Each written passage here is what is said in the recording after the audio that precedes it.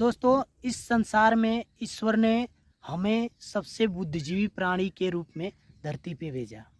लेकिन यहाँ के लोग मनुष्य इतने घृणित, इतने गिर गए हैं, इतने स्तर को गिरा दिए हैं अपने, कि आप भरोसा नहीं कर पाएंगे कि कौन अपना है कौन बेगाना है।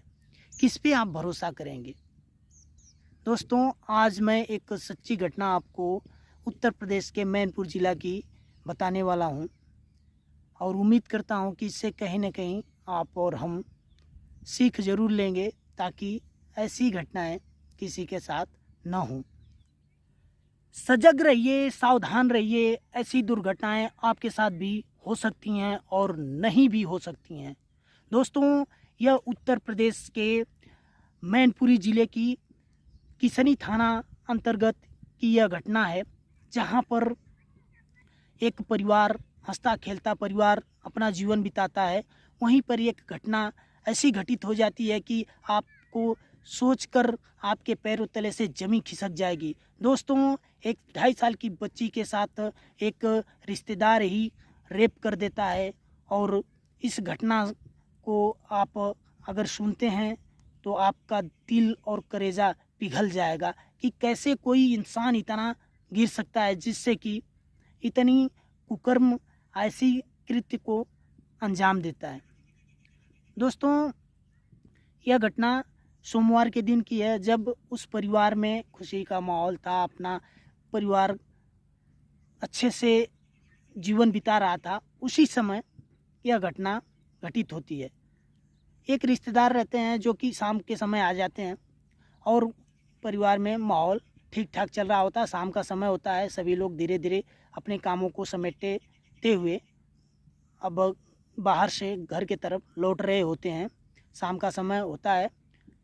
उसी समय जगमोहन नाम का एक रिश्तेदार उनके घर आता है और वह रिश्तेदार आता है। सभी लोग, कोई छत पे कोई नीचे, इधर उधर सभी लोग अस्त व्यस्त रहते हैं और वह आता है, पानी पीता है, मीठा खाता है। इसके बाद वो भी अपना बैठा रहता है और उसी दौरान उस बच्ची के पिता चले जाते हैं किसी कारणवश बाहर, और घर में माता उस बच्ची की खाना बनाने लगती है।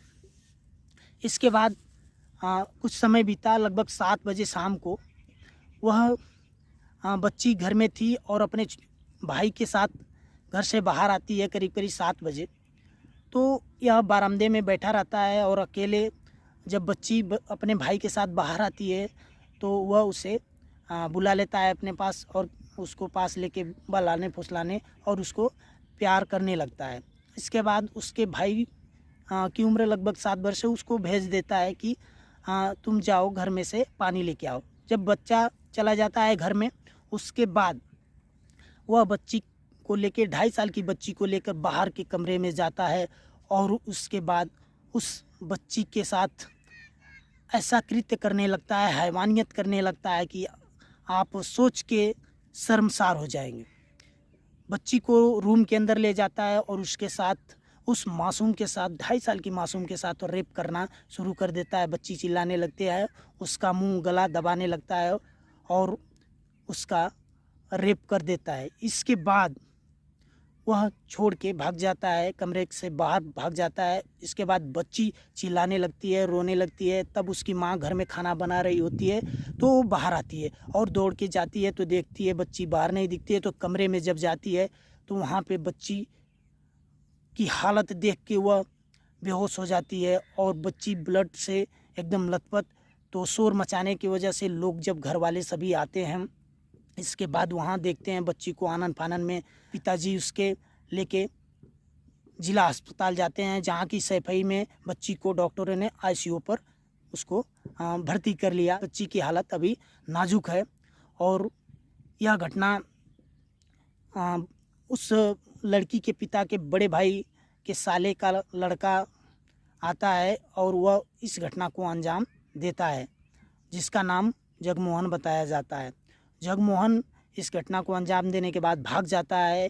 फिर इस घटना के हो जाने के बाद पिता ने एक तहरीर देते हैं जाके थाने में, और एसपी कमलेश दीक्षित ने इस घटना को संज्ञान में लेते हुए उस आरोपी को गिरफ्तार कर लेते हैं और गिरफ्तार करके जेल भेज देते हैं। दोस्तों, ऐसी घटनाएं समाज में क्यों घट रही हैं? कैसे कोई इतना गिर जा रहा है? कैसे अपनी मानसिकता को इतना क्रूर कर ले रहा है, जो कि ऐसे मासूमों को, जिनको कुछ पता तक नहीं है, उनके साथ ऐसी हैवानियत कर डालते हैं। तो इंसान किसके ऊपर भरोसा करे, यह समझ में नहीं आता है कि कौन अपना है कौन बेगाना है।